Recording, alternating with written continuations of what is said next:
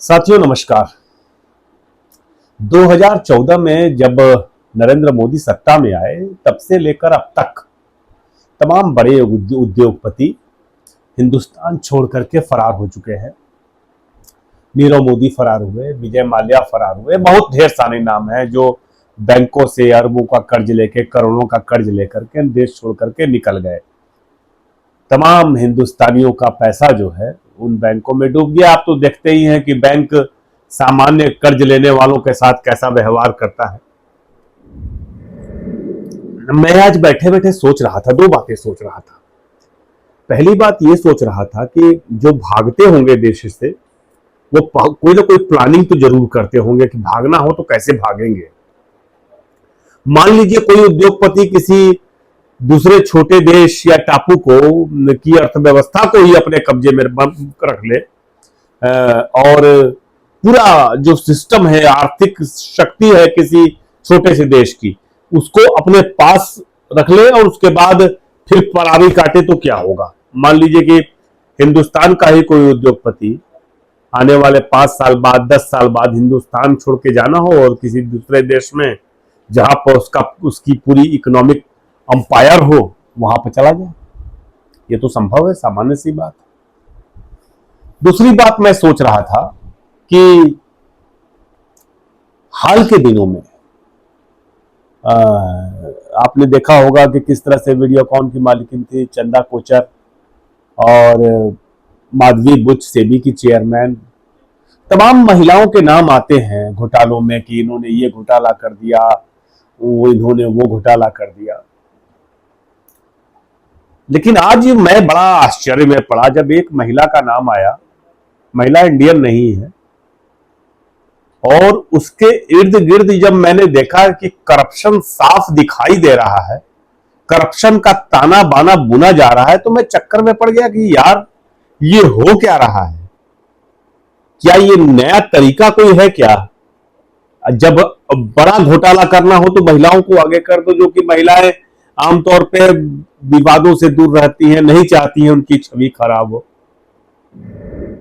आज हम आपको केन्या के बारे में कुछ बताते हैं। कल एक बड़ी खबर चर्चा में रही कि केन्या के हाई कोर्ट ने अडानी समूह के साथ $736 मिलियन का एक एग्रीमेंट रद्द कर दिया है, जिसके अंतर्गत अडानी जी को केन्या में जो बिजली का ट्रांसमिशन है, डिस्ट्रीब्यूशन है, उसको दुरुस्त करना था। 3 ट्रांसमिशन लाइन लगानी थी, 2 सब स्टेशन बड़े बनाने थे। कुल मिलाकर के ये 30 साल का एग्रीमेंट था जो केन्यन इलेक्ट्रिसिटी कॉर्पोरेशन है, कैट्राको कहते हैं उसको, उसके साथ ये एग्रीमेंट हुआ था।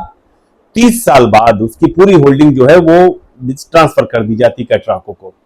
तो कुछ शर्तें थी उसमें जिस पर तमाम लोगों ने उस पर आपत्ति दर्ज कराई कि ये गलत है और अंत में केन्या हाई कोर्ट ने अडानी के खिलाफ फैसला किया। हम इस बारे में आपको और डिटेल में बताएंगे, लेकिन जो बताया गया, जो अखबारों में लिखा जा रहा है, जो कांग्रेस पार्टी कर रही है, बात केवल उतनी नहीं है।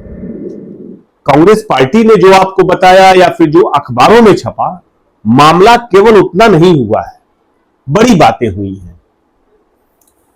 मैं आपको बताता हूं, कुछ खुलासे करता हूं। आप चाहे तो इस बात को इंटरनेट पर भी देख लेंगे और चाहे तो मेरी बात की तस्दीक कर लेंगे कि मैं जो कह रहा हूं उसमें सच्चाई कितनी है। ये बड़ा खुलासा है, इसलिए मैं तो चाय पी रहा हूं, चूंकि इतना एक खबर के लिए बहुत पढ़ना पड़ता है। ऐसा नहीं है कि सिर्फ कहीं हमने पढ़ा और कर दिया, उसके लिए 10 रेफरेंस लेने पड़ते हैं, तमाम किताबें पढ़नी पड़ती है, तमाम लोगों से देश विदेश में फोन पे बात करनी होती है, तब एक खबर तैयार होती है। तो मैं आपको बताऊं कि कल ऐसा नहीं है कि केवल एक घटना घटी है ये कि एक कोई सौदा रद्द कर दिया गया। दरअसल अडानी के 3 एग्रीमेंट, एक नहीं, 2 नहीं, 3 एग्रीमेंट रद्द किए गए हैं केन्या में, और ये तीनों के तीनों अपने आप में बड़े विचित्र हैं। आप सबको आश्चर्य होगा कि केन्या के राष्ट्रपति हैं विलियम रूटो। उन्होंने पिछले साल दिसंबर माह में भारत का दौरा किया था, हैदराबाद हाउस में प्रधानमंत्री के साथ बैठक भी की थी। दिसंबर के पहले सप्ताह में।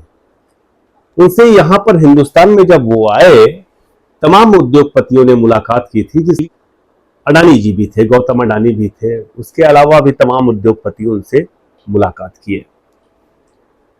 आश्चर्य की बात यह रही कि इस मुलाकात के एक महीने बाद, केवल एक महीने बाद, जो नैरोबी का इंटरनेशनल एयरपोर्ट है वो $1.85 बिलियन, कितने पैसे होंगे आप अंदाजा लगाइए, $1.85 बिलियन में रिनोवेशन के लिए और उसके निर्माण के लिए, विस्तारीकरण के लिए अडानी जी को सौंप दिया गया अगले 30 सालों के लिए।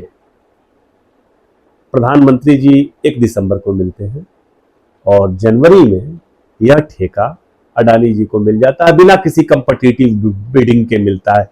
कंपटीटिव बिडिंग का मतलब कि और ढेर सारे लोग शामिल नहीं होते किसी भी टेंडर प्रक्रिया में, जो कि होने चाहिए, और गौतम अडानी जी को वो ठेका मिल जाता है $1.85 बिलियन में। बड़ा प्रबल विरोध शुरू होता है केन्या में। जो एयरपोर्ट है, एयरपोर्ट का नाम हम आपको बताना चाहेंगे कि एयरपोर्ट का नाम क्या है, जोमो केन्याटा इंटरनेशनल एयरपोर्ट है नैरोबी का। तो कर्मचारियों ने विद्रोह शुरू कर दिया।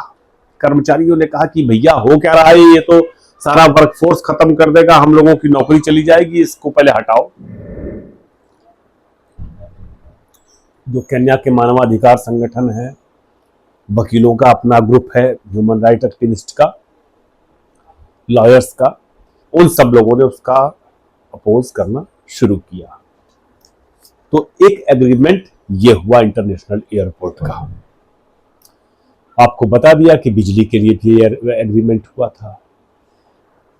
अब एक एग्रीमेंट जो कि जिसकी चर्चा कोई नहीं कर रहा है, लेकिन जो मुझे सर्वाधिक आश्चर्य में डालता है, और जो अडानी के द्वारा दुनिया भर के, ऐसा नहीं है कि अडानी जी का घोटाला हिंदुस्तान तक सीमित है।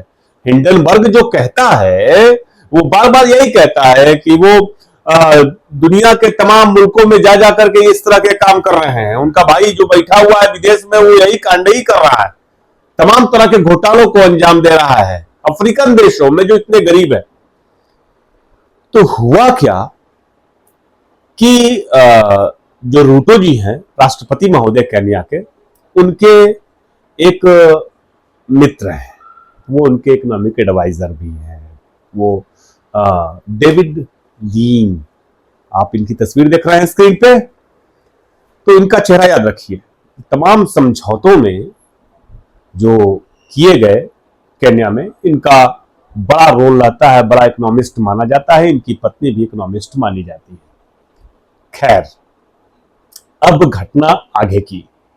दरअसल केन्या में हुआ ये कि जो पब्लिक हेल्थ सिस्टम है पूरा, तो उसको और विस्तार देने के लिए, उसको बेहतर बनाने के लिए, तो केन्या का जो पूरा हेल्थ केयर सिस्टम है उसको प्रभावी बनाने के लिए जरूरत महसूस हुई कि एक इंटीग्रेटेड हेल्थ केयर, कुछ माने एक जिस तरह की आयुष्मान योजना हमारे यहाँ है, वैसी ही कोई योजना बनाई जाए जिसमें सारे डाटा अवेलेबल हो, हर एक व्यक्ति के डाटा अवेलेबल हो।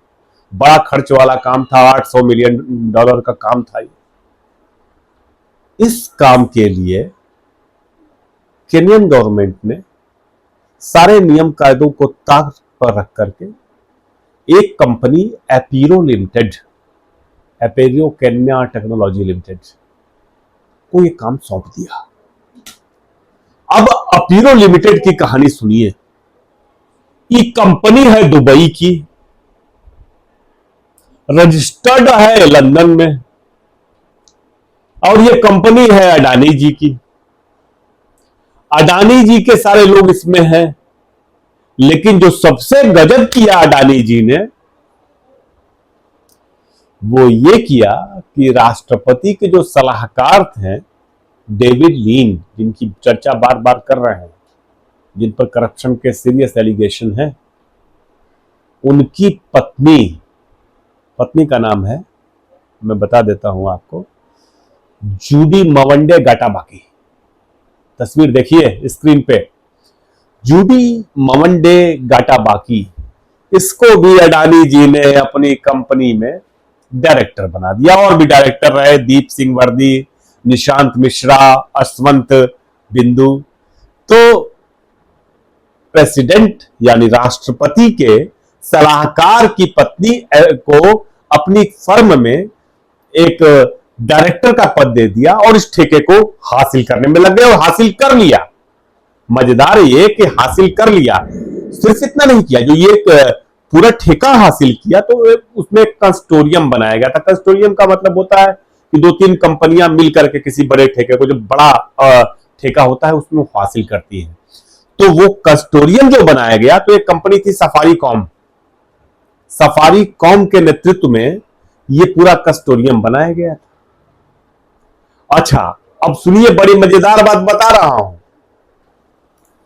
अडानी जी ने सफारीकॉम के कंस्टोरियम में ये ठेका हासिल किया, 59% की हिस्सेदारी हासिल कर ली एक महिला को निदेशक बनाकर।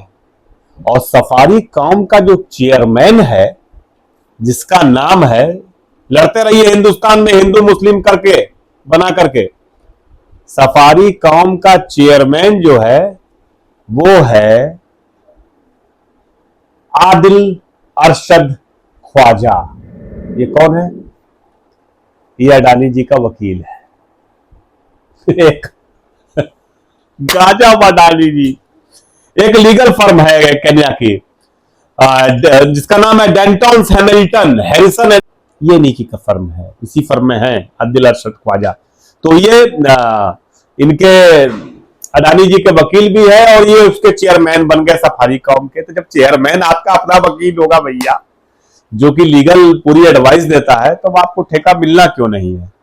तो विलियम रूटो, डेविड लिन, उनकी पत्नी और ये आदिल अरशद ख्वाजा, इन लोगों ने मिल करके वो पूरा का पूरा 800 मिलियन का ठेका दिलवा दिया कि अब ये हेल्थ केयर सिस्टम को केन्या के ठीक करेंगे। आइए अडानी जी, पता लग गया, ये मामला भी खुल गया। बड़ी भयंकर विरोध हुआ, जबरदस्त विरोध हुआ। आदिल अरशद ख्वाजा ने स्वीकार किया इस बात को, ये बात मैं नहीं कह रहा हूं, उन्होंने स्वीकार किया कि हाँ, हम अडानी जी के लिए काम करते हैं। उन्होंने माना कि हमारे विलियम रूटो के साथ 30 साल से रिलेशन है। दरअसल अडानी जी जो हिंदुस्तान में कर रहे हैं वो तो सामने नहीं आ पा रहा है, जो दुनिया के तमाम मुल्कों में कर रहे हैं तमाम आर्थिक अपराध, उसकी खबर भी हम लोगों के यहाँ देर से लगती है। एक अखबार है नेशन केन्या का, वो लगातार खबरें छाप रहा है। एक खबर उसने छापी है कि दुबई के एक शेख के साथ, आप लोगों ने उसका नाम सुना होगा, जब अडानी जी के शेयर गिरे थे हिंडनबर्ग की रिपोर्ट आने के बाद, तो आपको पता होगा कि किस तरह से उनके शेयरों के दाम चढ़े थे।